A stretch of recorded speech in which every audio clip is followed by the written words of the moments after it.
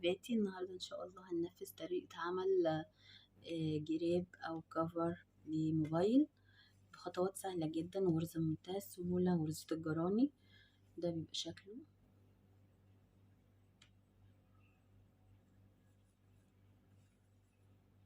أنا استخدمت خيط فيه لمعة، إن هو ينفع كمان سواريه، إن انتي يعني تحافظي على موبايلك ويبقى كمان شكل الجراب فيه لمعة جميلة كده، يناسب برضو خروجات معينة. اتمنى يعجبكم ان شاء الله. تعالوا نشوف الطريقة. طبعا لو مش مشتركة في القناة اتمنى تشتركي وتفعلي الجرس، ولو عجبك الفيديو ما تنسيش اللايك. معايا الخيط ده رفيع فهيناسبه الابرة رقم 2.5. داخل فيه لون فيه لمعة كده زي ما حضراتكم شايفين. تقدري تستخدمي طبعا اي نوع خيط انت حباه. اول حاجة هنبتدي نعمل عقدة البداية بالشكل ده.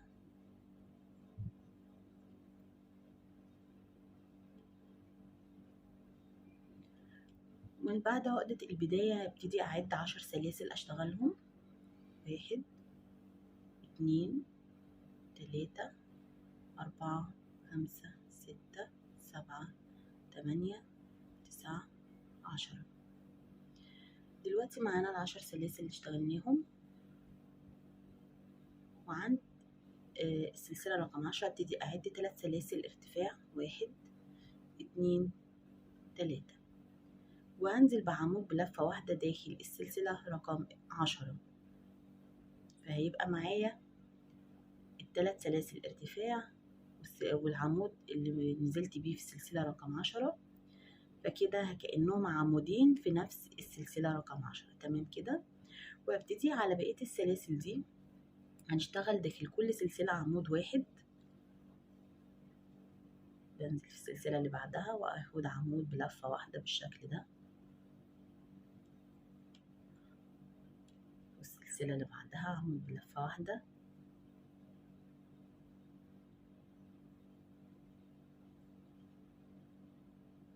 والسلسلة اللي بعدها عمود بلفة واحدة. دلوقتي احنا اشتغلنا على ال10 سلاسل.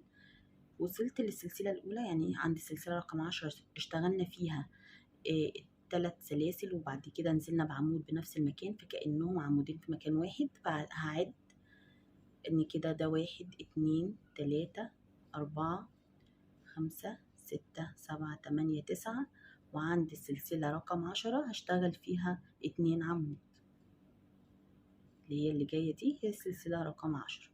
هشتغل فيها عمود واحد في نفس المكان 2، وابتدي اشتغل للجهة التانية برضو كل عمود كل سلسلة عمود عمود لحد نهاية السطر. يبقى انا كده خلاص الزاويتين عندي، الزاوية الاولى فيها 2 عمود اللي هو 3 سلاسل بمثابة عمود، وبعد كده السلسلة كل سلسلة فيها عمود واحد ما عدا السلسلة الاولى ورقم 10 فيها 2 عمود. اتجه بقى للجهة التانية وابتدي اشتغل كده في الجهة التانية عمود واحد، واكرر خطواتي اللي اشتغلتها في الجهة الاولى بالظبط، اللي هي بقى عمود واحد في كل سلسلة. كل ما هيقابلني عمود هنزل كل ما هيقابلني سلسلة هنزل فيها بعمود واحد عشان يبقى نفس الجهة المقابلة ليها للجهة دي اهو. انا كده هنا العمود السلسلة اللي بعدها برضو عمود واحد، والسلسلة اللي بعدها عمود واحد،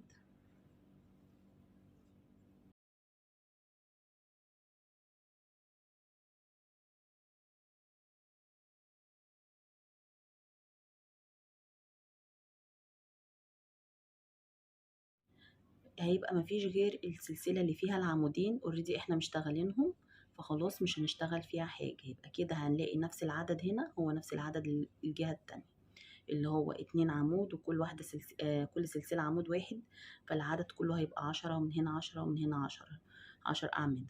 وهاجي هنا وهقفل على طول عند ال3 سلاسل، هنزل فيها بمنزلقة بالشكل ده. يبقى أنا كده خلصت القاعدة الأساسية للجراب الموبايل. وابتدي أرتفع بسلسلة 2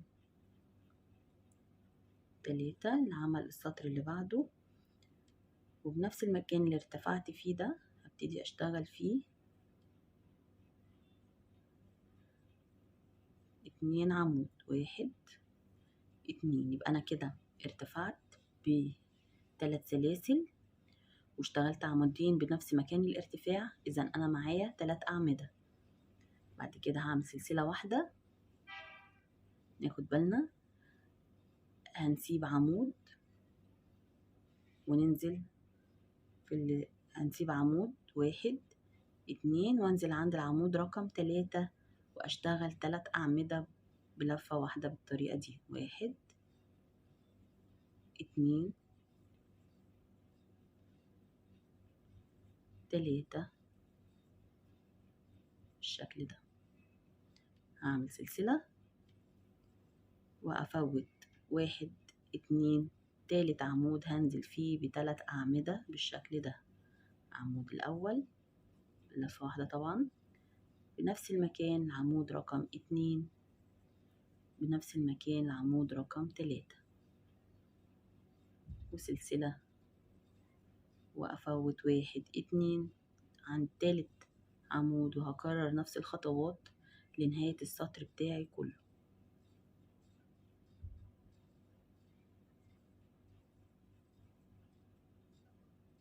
وسلسلة هفوت 1 2 هفوت 1 2 والعمود التالت هنزل فيه ب3 أعمدة بنفس المكان بلفة واحدة، 1 2 3 وهكرر نفس الخطوات بتاعتي دي كلها لحد نهاية السطر كله. كده أنا خلصت السطر كله بنفس الخطوات اللي هي كانت عبارة عن 3 أعمدة، وبنزل في العمود رقم 3 بشتغل فيه 3 أعمدة وهكذا لحد ما وصلت لنهاية السطر على الجهتين اهو.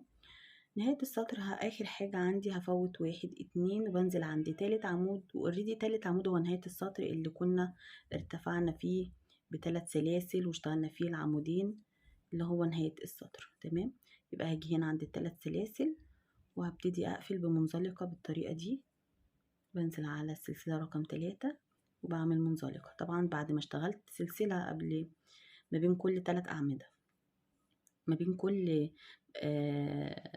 مجموعة يعني 3 أعمدة بشتغل سلسلة وبنزل في العمود رقم 3 زي ما شرحت في بداية الجهة الأولى. دلوقتي ابتدي أطلع ب3 سلاسل، 1 2 3 وهنزل في الفراغ اللي هو المكون اللي هو اللي قبل السابق ده، هنزل فيه ب2 عمود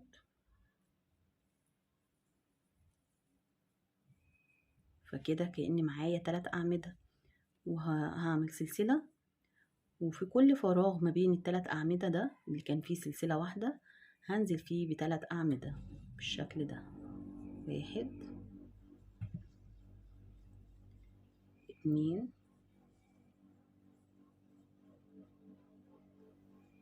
3 وسلسلة، والفراغ اللي بعده اللي هو ما بين ال3 أعمدة وال3 أعمدة اللي هو المكون من سلسلة هنزل فيه برضو ب3 أعمدة.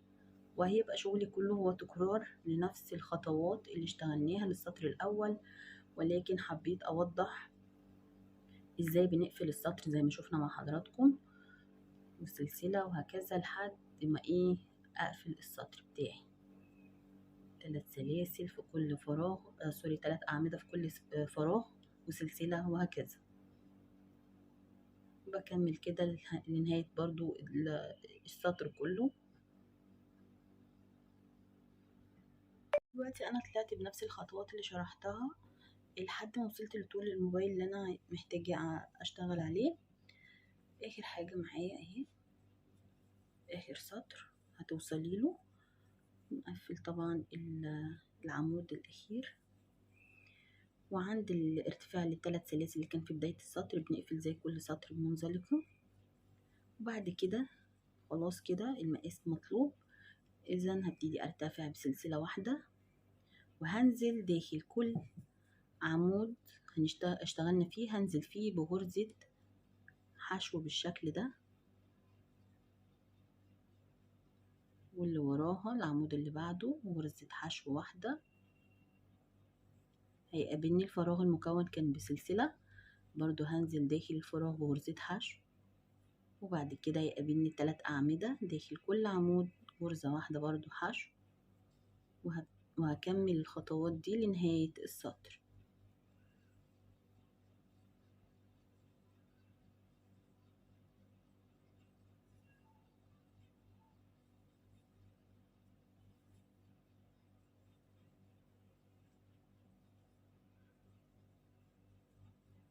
بالشكل ده كده لحد ما اوصل لنهاية السطر.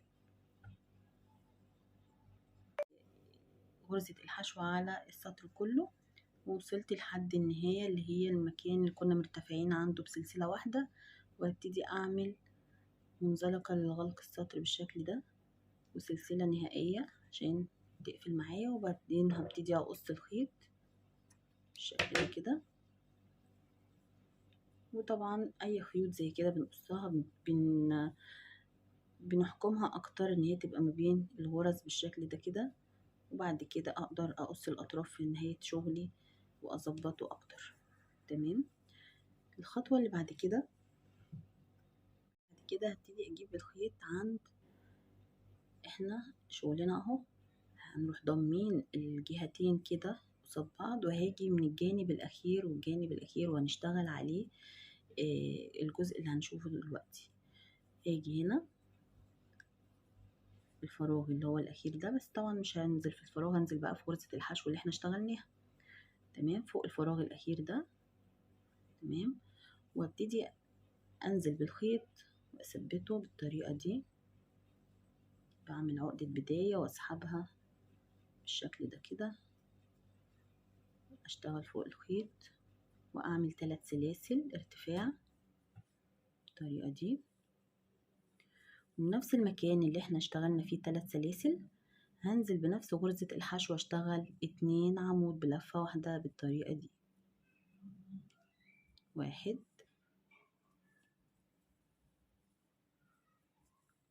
2 وسلسلة واحدة، ومقابل الفراغ اللي بعده اللي هو طبعا هشتغل حشو، يبقى هنزل، بس انا بشتغل فوق الحشوة اللي فوق الفراغ. ماشي. وهنزل فيها بغرزة عمود بلفة واحدة 3 أعمدة بنفس المكان. 1 2 3 سلسلة، وعند الفراغ اللي بعده المقابل ليه اللي هو غرزة الحشو برضو هنزل فيها ب3 أعمدة بالشكل ده.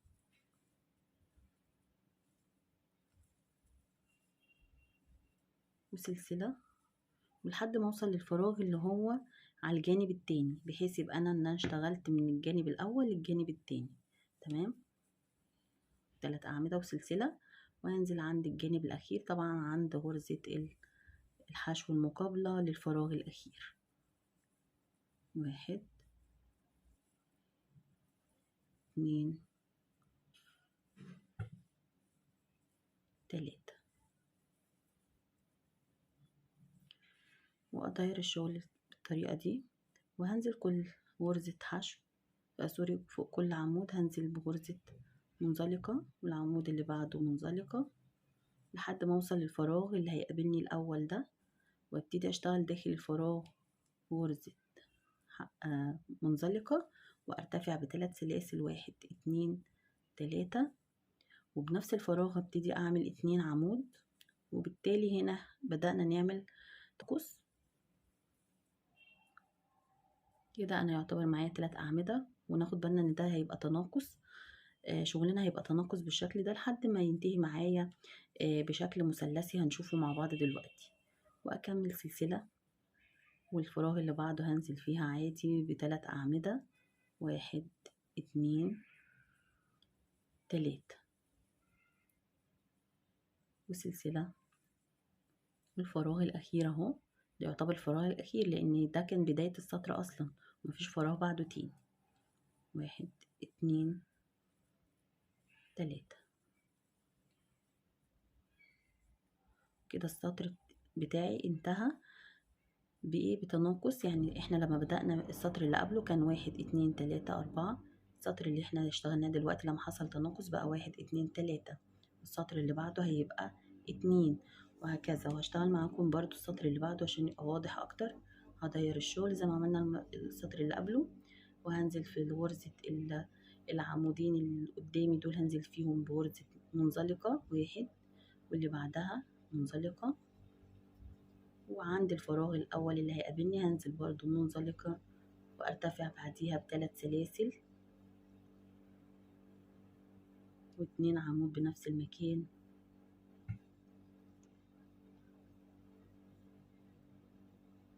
وسلسلة، والفراغ الأخير هننزل فيه برضو ب3 أعمدة.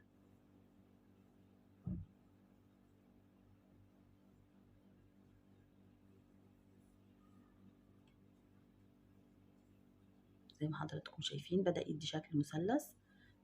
وابتدي ألف الشغل بتاعي للجهة التانية، وأنزل فوق كل غرزة عمود بمنزلقة، هو تكرار للسطر الأول، والفراغ الأخير اللي هيقابلني هنزل بمنزلقة أهو، وهرتفع ب3 سلاسل و2 عمود بنفس المكان.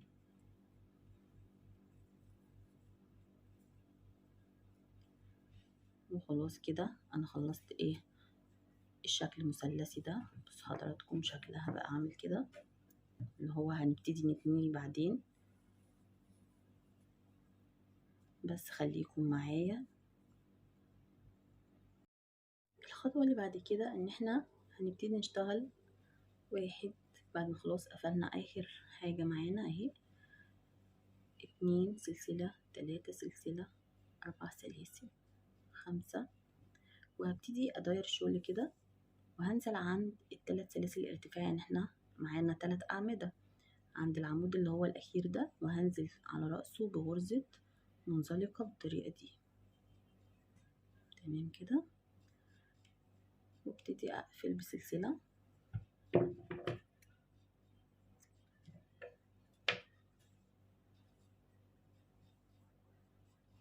وزي ما احنا متعودين الخيط اللي احنا بنقصه بنثبته داخل الشغل بتاعنا بالشكل ده. بعد كده نبقى بعد ما نخلص شغلنا خالص بنشيل كل الزيادات من الخيوط اللي هي المتبقية. تمام كده، خلاص كده بالشكل ده. بعد كده لو عندك اي زرار مثلا او حاجة زي كده، تقدري ان انتي تحطيها بحيث اما نيجي نقفل بالطريقة دي. تمام، فدي هبتدي احطها باسهل ما يمكن، مفيش اسهل من الطريقة اللي هتشوفوها معايا دي.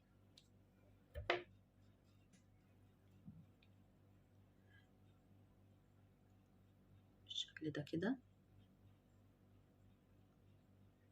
وهبتدي اسحب كل طرف خيط. طبعا هشوف ظبطة هيبقى هنا ظبطة المثلث اللي احنا عملناه لما نقفل، هيبقى مثلا هنا خلاص، يبقى هياخد كده بالخيط بالإبرة، هنزل في الجزء كده يكون ثابت معايا.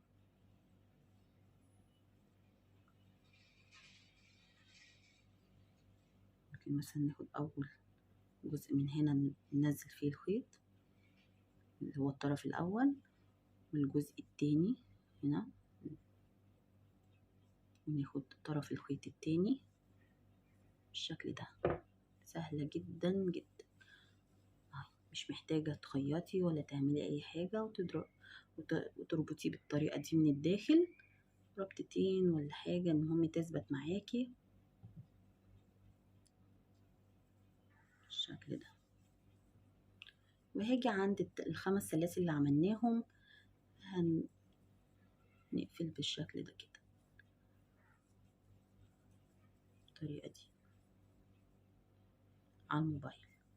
ابتدي ادخل الموبايل فيه، هي فكرته ان هو بيبقى قافل على الموبايل بشكل جميل جدا. يعني الشغل ده هيتفرد معايا على الموبايل اكتر كمان، هنشوفه دلوقتي.